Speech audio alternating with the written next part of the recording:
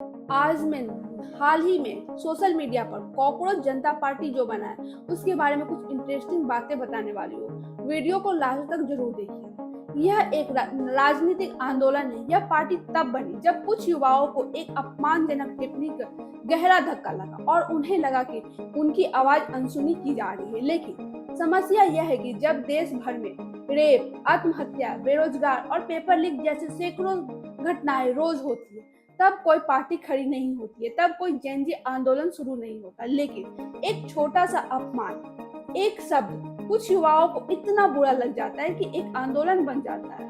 यह लोकतंत्र के लिए खतरनाक है, क्योंकि यह सिर्फ एक वर्ग की आवाज बनती है जबकि बाकी जरूरी मुद्दे अनसुने रह जाते हैं। हमें इस खतरे को पहचानना होगा और ऐसे ही राजनीतिक का विरोध करना होगा जो सभी की आवाज को बराबर ना सुने। अब इनके मैनिफेस्टो की बात करते हैं, ध्यान से सुनिएगा।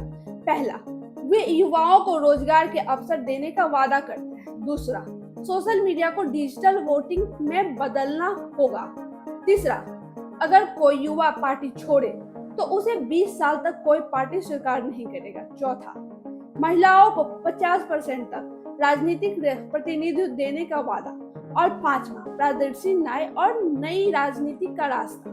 मैनिफेस्टो में सबसे सब सही है, लेकिन डिजिटल वोटिंग बदलने की बात की जो बहुत जोखिम भरा है, क्योंकि 60 साल से ऊपर जो बुजुर्ग लोग हैं उन्हें इंटरनेट और सोशल मीडिया का इस्तेमाल करना बिल्कुल भी नहीं आता। उन्हें वोट देने का कोई भी मौका नहीं मिलेगा। दरअसल 29% से ज्यादा बुजुर्ग लोग इंटरनेट का इस्तेमाल बिल्कुल भी नहीं करते, जिन्हें डिजिटल वोटिंग से पीछा छूटना पड़ेगा या फिर पीछा छूट जाए। और दूसरा, अगर कोई युवा पार्टी छोड़ता है तो उसे 20 साल तक कोई भी पार्टी एक्सेप्ट नहीं करेगा। इसका उसका राजनीतिक और सामाजिक भविष्य दांव पर लग सकता है।